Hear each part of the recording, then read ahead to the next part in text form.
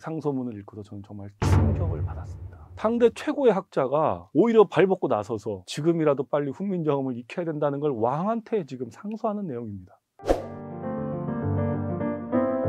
여러분 안녕하세요. 오늘도 저희 채널을 방문해 주신 여러분들께 진심으로 감사드립니다. 오늘은 한글날이 다가오는 시점이라서 제가 여러분께 또 알려드리고 싶은 재미난 이야기를 해볼까 합니다. 오늘 이야기는 바로 이 사진 속의 인물 이야기입니다. 여러분 이분 누군지 잘 모르실 겁니다. 이분은 우리가 잘 아는 그런 유명한 위인은 아닙니다. 이게 홍양호라는 분인데요. 이분은 1724년 경종 4년에 태어나서 1802년 순조 2년까지 살았던 분입니다. 일생 동안에 4명의 왕이 통치를 했던 조선 말기의 학자였고요. 그리고 78세에 돌아가셨으니까 당시로서는 엄청난 장수를 하신 분입니다. 당시 조선 후기의 평균 수명은 정확한 통계자는 없습니다. 족보 기록이라든지 이런 양반들의 기록으로 이제 추산했을 때 대략 40대 정도로 봅니다. 왕의 평균 수명이 46세였으니까요. 비교적 잘 먹고 잘 살았다는 양반들도 50 전후였습니다. 그러니까 환갑잔치를 한 거죠. 일반 민초들까지 계산했을 때는 당연히 그보다 훨씬 어린 40대 정도로 봅니다. 그리고 78세까지 사신 거니까 일반 평균 수명의 2배를 사신 분이고요. 이분은 영조 23년, 그러니까 1747년에 24살에 진사 합격하고 29살에 정시문과 병과 급제를 합니다. 그러니까 이때부터 본격적인 벼슬살이를 하게 된 건데요. 그리고 정조 5년 1781년 58세에 한성 부우윤, 지금으로 치면 서울시 정무부시장쯤 되는 겁니다. 그리고 사관원 대사원, 사헌부 대사원, 평안도 관찰사, 이조 판서 등 두루두루 요직을 거칩니다. 이조 판서는 지금으로 따지면 행안부 장관에다가 국무총리사나 인사혁신처장을 겸한 막강한 자리라고 합니다. 그리고 1799년 75세의 나이 홍문과 예문관의 대제학을 겸임했는데요. 이게 뭐냐면 국가기록원하고 오늘날로 치면 국립도서관장을 겸직한 겁니다. 영조 임금이 돌아가시고 영조실록을 편찬하는 데 주관했고요. 그 외에도 국조보감, 갱장록, 동문희고 등의 어마어마한 책들, 그리고 묵민대방, 이계집 37권, 육서경위, 군서발배, 경물회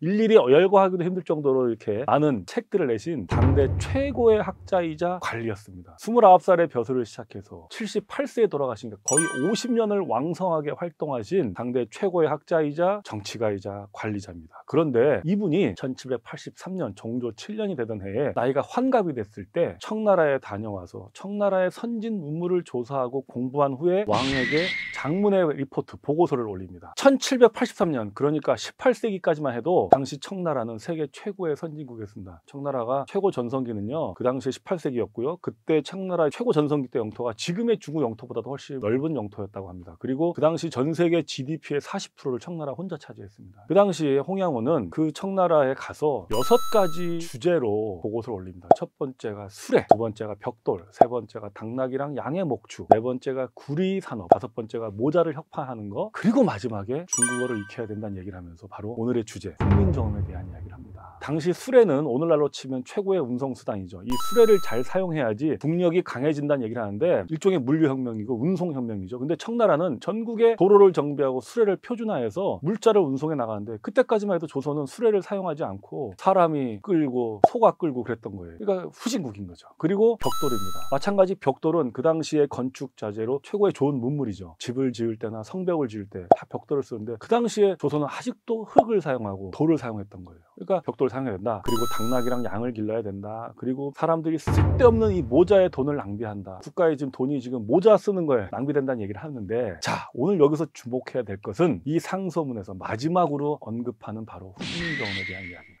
자, 이 보고서에는 이렇게 써 있습니다. 여섯째는 화어를 익혀야 하는 일을 말하겠습니다. 대저 한인들의 말은 중화의 정음입니다. 우리나라의 어음은 가장 중국의 것에 가까웠는데 신라와 고려 이래에 이미 번외하는 방법이 없었기에 매양 통습하는 어려움이 걱정거리였습니다. 오직 우리 세종대왕께서 하늘이 낸 예지로 혼자서 신기를 운영하여 창조하신 훈민정음은 화인들에게 물어봐더라도 곡진하고 미묘하게 된 것이었습니다. 무릇 사방의 언어와 갖가지 구멍에서 나오는 소리들을 모두 붓끝으로 그려낼 수 있게 되었는데, 비록 길거리의 아이들이나 한간의 아낙네들이라 하더라도 또한 능히 통하여 알 수 있게 되는데, 계물성무한 공로는 전대의 성인도 밝혀내지 못한 것을 밝혀낸 것으로 천지의 조화와 서로 가지런하게 된 것이라 할 수 있습니다. 자, 여기서 중요한 말이 나옵니다. 이를 가지고, 즉 훈민정음을 가지고 한음을 번외해 나가면 칼을 만난 듯이 올이 풀리듯 하여 이로써 잠을 맞추게 되고 이로써 성률도 맞추게 되었기 때문에 당시의 사대부들은 대부분 화어를 통달하게 되어 봉사하러 가거나 영조하게 될 적에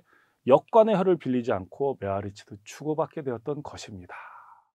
제가 이걸 공부하고 조선왕조실록을 연구하고 공부하면서 이 상소문을 읽고도 저는 정말 충격을 받았습니다. 저는 22년째 어학교육 사업을 한 사람으로서 다양한 언어를 서비스하는 회사를 이끄는 사람으로서 정말로 충격을 받았습니다. 그래서 저는 훈민정음에 대한 연구와 탐독을 하게 됐습니다. 자, 이 말을 좀 쉽게 풀었으면요, 우리나라 말은 중국말하고 비슷했다. 왜냐? 우리가 한자 단어를 쓰니까요. 우리가 한자 단어를 같이 쓰니까 당연히 비슷할 수밖에 없죠. 그런데 신라 고려 이래로, 이 말이 뭐냐면 조선이 훨씬 있기 전부터, 고려 그 전부터, 신라 때부터 이 한자를 푸는 방법은 없었다. 그런데 우리 세종대왕께서 하늘이 낸 이 천재적인 지혜와 신기로 만든 훈민정음은 중국 사람들한테 물어봐도 어마어마한 것이다. 그런데 이 훈민정음은 사방 세상 사람들의 모든 말소리뿐만이 아니라 갖가지 구멍에서 나오는 모든 종류의 소리는 다 표현해낼 수 있다. 그리고 심지어 길가의 아낙네나 그런 아이들도 쉽게 배울 수 있는 글자다. 자, 그런데 이 훈민정음이라는 걸 가지고 한자, 즉 중국어 한자를 풀면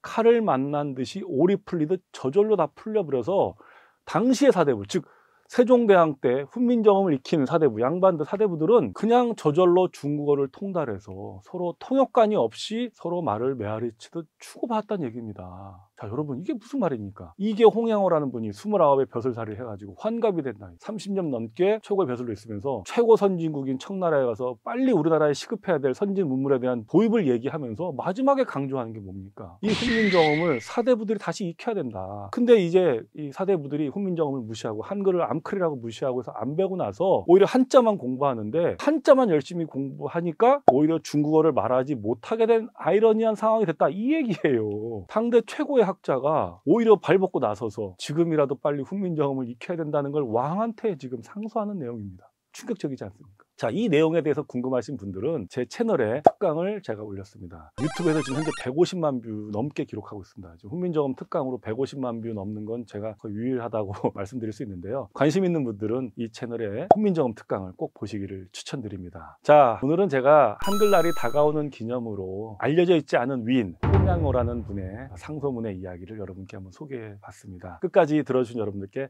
감사합니다.